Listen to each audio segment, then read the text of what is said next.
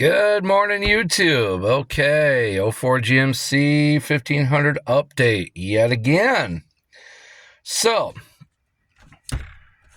again, there's always pros and cons to owning an older vehicle. I mean, the pros is it's an older vehicle, it's less shit to go wrong, but that doesn't mean nothing will go wrong. That means that, certain things you can fix yourself. So you save a little bit of scratch there. Something simple like what we did earlier this year with the belt and the pulley.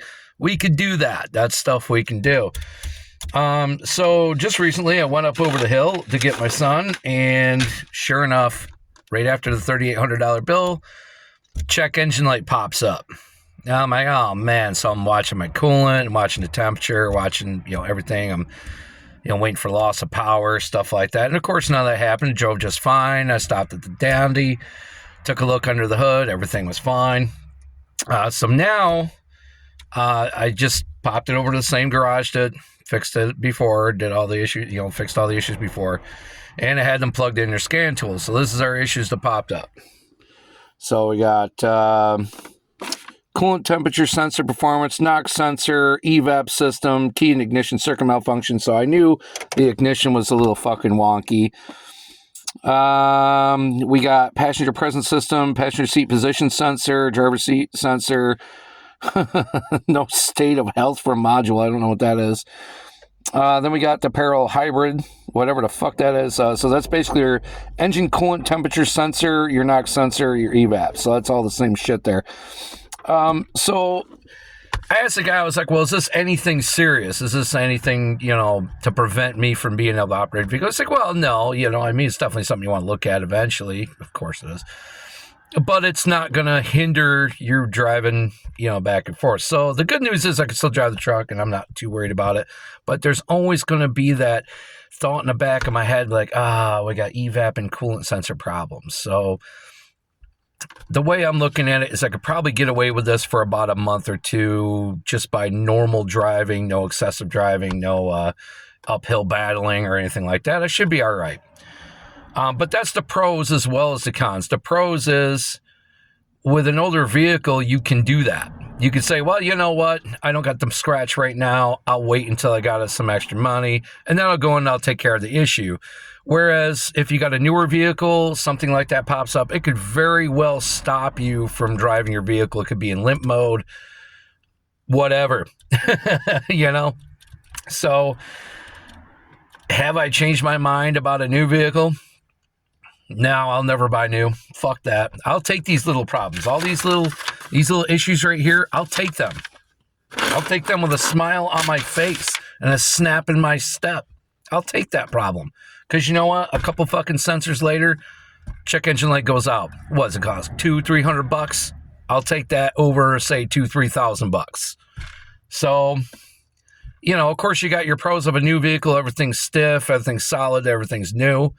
You're going to have less issues of breakdown unless, your vehicle is poorly built, which in today's modern automotive situation, you keep your new vehicles. You keep them. I don't need nothing new. New is bad. New is expensive. New is cheap. New is low quality. The newer vehicle you get, the less durable equipment you get. So you got to look at now they're using aluminum for your frames, using aluminum for your tow fucking frames, your tow hitches and stuff. They're using aluminum for everything. Aluminum might be great because it's lightweight. If you do aluminum heads, whatever, they're lighter. Aluminum wheels, they're lighter. But that doesn't mean better. This whole scramble for efficiency and lightweight and all that stuff, it's bad because, especially with a truck, your truck's not supposed to be lightweight and efficient. It's supposed to be heavy, strong, durable, reliable. And so far, this 04 is holding up. It definitely has some issues, but those issues were from the previous owners. So all these issues I'm tackling now are the previous owner's back burner problems. So these are all the things that the previous owner just didn't bother fucking with.